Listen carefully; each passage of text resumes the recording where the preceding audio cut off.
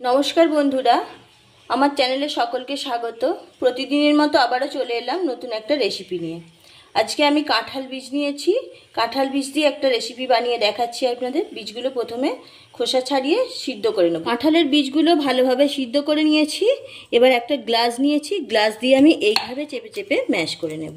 আপনারা চাইলে মিক্সিতেও পেস্ট বানিয়ে নিতে পারেন। গ্লাসের সাহায্যে সবগুলো কাঁঠালের বীজ এইভাবে ম্যাশ করে নিলাম। কাঁঠাল বীজের ভর্তা বানানোর জন্য কড়ার মধ্যে দিয়ে দিচ্ছি কিছুটা সর্ষের তেল। তেল গরম হয়ে গেছে, আমি কয়েকটা কারি পাতা নিয়েছি, দিয়ে দিচ্ছি তেলে। শুকনো লঙ্কা দিয়ে দিচ্ছি। কারি পাতা শুকনো লঙ্কা ভাজা হয়ে গেছে, তুলে নিচ্ছি। মিহি করে কেটে রাখা পেঁয়াজ দিয়ে দিচ্ছি। পেঁয়াজের মধ্যে অল্প নুন দিয়ে দিচ্ছি। নুন দিলে পেঁয়াজটা তাড়াতাড়ি নরম হয়ে যাবে। কুচি করা রসুন দিয়ে দিলাম। পেঁয়াজ রসুন কুচি ভালোভাবে ভেজে নেব।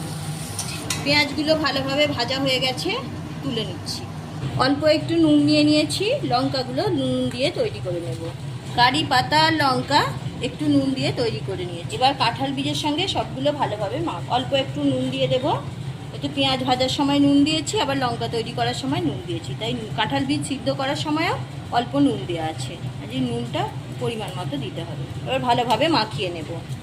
কাঁঠাল বীজের সঙ্গে খুব ভালোভাবে মাখিয়ে দিচ্ছি। খুব সহজেই তৈরি হয়ে গেল কাঁঠাল বীজের ভর্তা। আমি একটা প্লেটের মধ্যে তুলে নিচ্ছি। একটা প্লেটের মধ্যে তুলে নিয়েছি। ওপর থেকে দিয়ে দিচ্ছি একটু সর্ষের তেল। সর্ষের তেলটা অবশ্যই দিতে হবে। সর্ষের তেল দিলে ভর্তার টেস্ট ভালো হয়। রেসিপি ভালো লাগলে চ্যানেলটা সাবস্ক্রাইব করে পাশে থাকুন। পাশে থাকা বেল আইকন প্রেস করুন। কমেন্ট করে জানাবেন কেমন হয়েছে। একটা লাইক দিতে ভুলবেন না। এইভাবে বানিয়ে একবার গরম ভাতের সাথে খেয়ে দেখুন। কাঁঠাল বীজের ভর্তা অসাধারণ খেতে লাগে।